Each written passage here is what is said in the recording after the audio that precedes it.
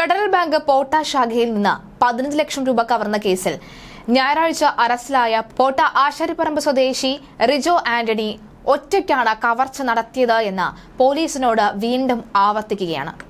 ഒറ്റയ്ക്ക് തനിക്ക് തോന്നിയ ഒരു ബുദ്ധിക്ക് പുറത്ത് ചെയ്തു പോയതാണ് ഈ തെറ്റ് സാറേ, പറ്റിപ്പോയി സാറേ എന്ന് പറഞ്ഞുകൊണ്ട് കഴിഞ്ഞ ദിവസം കസ്റ്റഡിയിലിരിക്കെ ഇയാൾ പൊട്ടിക്കരയുകയുണ്ടായിരുന്നു.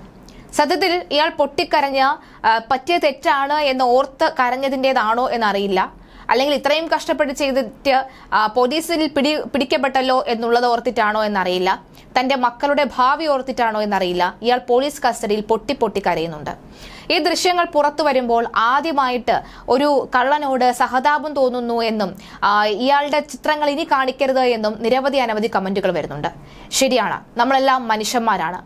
ഒരു മനുഷ്യനോട് പെട്ടെന്ന് ദേഷ്യം തോന്നുകയും സന്തോഷം തോന്നുകയും സഹതാപം തോന്നുകയും ഒരു അടി കൊടുത്തേക്കാമെന്ന് തോന്നുകയും ഒക്കെ ചെയ്യാറുണ്ട് ഒരേ നിമിഷത്തിൽ തന്നെ. അതേ രീതി തന്നെയാണ് ഇവിടെയും ഇപ്പോൾ ഉണ്ടായിരിക്കുന്നത്. സത്യത്തിൽ ഇയാൾ ചെയ്തിരിക്കുന്നത് മഹാപാതകം തന്നെയാണ്.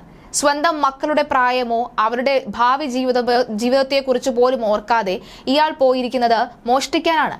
15 ലക്ഷം രൂപയാണ് ഇയാൾ മോഷ്ടിച്ചിരിക്കുന്നത്. കൃത്യമായ പ്ലാനോട് കൂടി നടത്തിയ ഒരു കൊള്ള എന്ന് തന്നെ പറയാം. അതായത് ദിവസങ്ങളോളം തന്റെ സ്വന്തം ബാങ്ക് അക്കൗണ്ട് ഉള്ള ബാങ്കിൽ പോകുകയും ഉച്ചയ്ക്കൊക്കെ തന്നെ അവിടെ ഏത് സമയത്താണ് അവിടെ ആളില്ലാത്തതെന്ന് തിരിച്ചറിയുകയും അതേ രീതി പ്ലാൻ ചെയ്യുകയും ഒക്കെ ചെയ്ത് എക്സിക്യൂട്ട് ചെയ്യുകയും ഒക്കെ ചെയ്ത ഈ ഒരു കള്ളൻ എന്ന് പോലീസ് പറഞ്ഞ ഈ റിജോ ആന്റണി പൊട്ടിക്കരയുമ്പോൾ റിജോ ആന്റണിക്ക് സഹതാപം പറയാനും റിജോ ആന്റണി കുറ്റപ്പെടുത്തുന്നതും രണ്ട് തട്ടിൽ നിൽക്കുകയാണ് സമൂഹ മാധ്യമങ്ങളുടെ കമന്റുകൾ. ഇത് റിജോ ആന്റണിയോട് സഹതാപം തോന്നുന്നു എന്ന് പറയുമ്പോൾ അതേ സഹതാപം തോന്നുന്നു എന്ന് പറയുന്ന ഒരു വിഭാഗവും, മറിച്ച് അയാൾ ചെയ്തത് മഹാ അപരാധമാണ്, അയാളോടൊന്നും സഹതാപം തോന്നിയിട്ട് ഒരു കാര്യവുമില്ല എന്ന് പറയുന്ന മറുവിഭാഗവും ഉണ്ട്. എന്തെന്നാലും കസ്റ്റഡിയിൽ തനിക്ക് പറ്റിയ തെറ്റാണ് എന്ന് പറഞ്ഞുകൊണ്ട് പൊട്ടിക്കരയുകയാണ് റിജോ ആന്റണി. ഇന്ന് റിജോ ആന്റണിയെ വീട്ടിലെത്തി തെളിവെടുപ്പ് നടത്തും. വീട്ടിലെ സ്വന്തം മുറിയിൽ മുകളിലായുള്ള കട്ടിലിന് മുകളിലായുള്ള അലമാരയിലാണ് ഇയാൾ 10 ലക്ഷം രൂപ സൂക്ഷിച്ചു വെച്ചിരുന്നത്. തന്നെ ആരും പിടിക്കില്ല എന്ന ആത്മധൈര്യം തന്നെയാണ് ഇയാളെ അവിടെ തന്നെ ആ പണം വെക്കാനായി കരുതിയിരുന്നത്, അല്ലെങ്കിൽ വെക്കാനായി ഇയാളെ എത്തിച്ചത് എന്നാണ് വ്യക്തമാകുന്നത്. എന്തായാലും പുറത്തുനിന്നും മറ്റാരുടെയും സഹായം ഇയാൾക്ക് ലഭിച്ചിട്ടില്ല എന്ന് വ്യക്തമാവുകയാണ്. പ്രതിയിൽ നിന്നും ശാസ്ത്രീയ തെളിവുകൾ ശേഖരിക്കുകയാണ് പോലീസ് അറിയിച്ചിട്ടുണ്ട്. 2 ദിവസത്തേക്കാണ് പ്രതിയെ പോലീസ് കസ്റ്റഡിയിൽ വിട്ടത്. ഇന്ന് വൈകിട്ടോടുകൂടിയോ നാളെ രാവിലെയോ ഒക്കെ തന്നെ തിരികെ ഹാജരാക്കും. പോട്ടയിലെ ബാങ്ക് കവർച്ച കേസിലെ പ്രതി റിജോ ആന്റണിയെ ചാലക്കുടി 1ാം ക്ലാസ് മജിസ്ട്രേറ്റ് കോടതിയാണ് 2 ദിവസത്തെ പോലീസ് കസ്റ്റഡിയിൽ വിട്ടത്.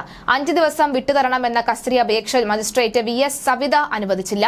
വ്യാഴാഴ്ച രാവിലെ 11-ന് കോടതിയിൽ ഹാജരാകണമെന്നാണ് നിർദ്ദേശിച്ചിട്ടുള്ളത്. കവർച്ചയ്ക്കും തുടർന്നുള്ള രക്ഷപ്പെടലിനും മറ്റാരുടെയെങ്കിലും സഹായം ലഭിച്ചിട്ടുണ്ടോ എന്നും പോലീസ് അന്വേഷിക്കുന്നുണ്ട്. ഇന്ന് പ്രതിയെ പോട്ടയിലെ വീട്ടിലെത്തിച്ച് വീണ്ടും തെളിവെടുപ്പ് നടത്തും. ഞായറാഴ്ച രാത്രിയാണ് റിജോയെ പോട്ട ആശാരിപ്പറമ്പിലെ വീട്ടിൽ നിന്ന് പിടികൂടിയത്. പ്രതി മുൻപ് കുറ്റകൃത്യങ്ങൾ നടത്തിയിട്ടുണ്ടോ എന്ന് പോലീസ് അന്വേഷിച്ചുവെങ്കിലും അത് സംബന്ധിച്ച വിവരങ്ങളൊന്നും തന്നെ ലഭിച്ചിട്ടില്ല. നേരത്തെ മേലൂരിൽ താമസിച്ചിരുന്ന റിജോ 2.5 വർഷം മുൻപാണ് ആശാരിപ്പറമ്പിൽ വീട് വാങ്ങിയത്. 70 ലക്ഷം രൂപയ്ക്കാണ് 10 സെന്റ് സ്ഥലവും വീടും വാങ്ങിയത്. ഇതിൽ 40 ലക്ഷം രൂപ കടമുണ്ടായിരുന്നുവെങ്കിലും കുവൈറ്റിൽ നഴ്സായ ഭാര്യയാണ് ഇതിന്റെ മാസ അടവ് നടത്തുന്നത്. 2 ലക്ഷത്തിലേറെ രൂപ മാസവേതനമുള്ള ഭാര്യ 40,000 രൂപയാണ് മാസം തോറും അയച്ചു കൊടുക്കുന്നത്. എന്നാൽ പ്രതിയുടെ ദൂർത്ത് കാരണം കൂടുതൽ കടം കയറി. ഇത് വീട്ടാനാണ് കവർച്ച ആസൂത്രണം ചെയ്തത് എന്നാണ് റിജോയുടെ മൊഴി. അതേസമയം ജീവനക്കാരുടെ ഫോണുകളും ഇപ്പോൾ കസ്റ്റഡിയിൽ എടുത്തിട്ടുണ്ട്.